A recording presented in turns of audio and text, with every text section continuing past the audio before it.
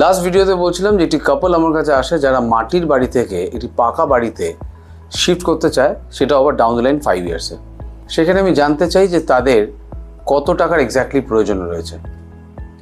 তিনি একটা ভুল ধারণায় ছিলেন যে তিনি হয়তো জমির জন্য একটা লোন পেতে পারেন। জমি কেনার জন্য তিনি লোন পাবেন না। উনি যেহেতু গভর্নমেন্ট এমপ্লয়ি, সেক্ষেত্রে হয়তো বা তিনি একটা পার্সোনাল লোন নিয়ে একটা জমি কিনতে পারেন, বাট ইন্টারেস্ট রেটটা খুবই হাই হবে। কিন্তু তিনি বলছেন যে পৃথিবীতে তাদের একটি বাচ্চা আসার আগেই তারা চান একটা পাকাপোক্ত বাড়িতে তারা শিফট করুন। আমি ওনাদেরকে সাধুবাদ এই কারণে জানাই যে পরবর্তী প্রজন্ম আসার আগেই তার সুখ শান্তির চিন্তাভাবনা তারা করছেন।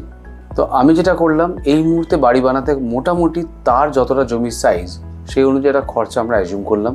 তার সাধ্যের মধ্যে যতটা তিনি জমি কিনতে চাইছেন সেই অনুযায়ী একটা বাড়ি বানাতে গেলে তাতে যত টাকা খরচ হবে আজকের দিনে, সেই খরচটা আজ থেকে 5 বছর পর কত হতে পারে সেই খরচটা আমরা ক্যালকুলেট করে আমরা ঠিক করলাম যে এটা এক্স অ্যামাউন্ট তাকে প্রতি মাসে জমা করতে হবে, এবং সেই টাকাটা কখনোই আমি ইকুইটি এক্সপোজড হতে দিতে পারি না।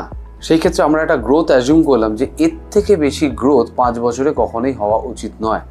এনাদের মতন যদি আপনাদের কোনো ড্রিম থাকে, আমি একটাই কথা বলবো, চিন্তা ভাবনাটা যেন রিয়ালিস্টিক হয়। খুব ভালো থাকবেন, সুস্থ থাকবেন।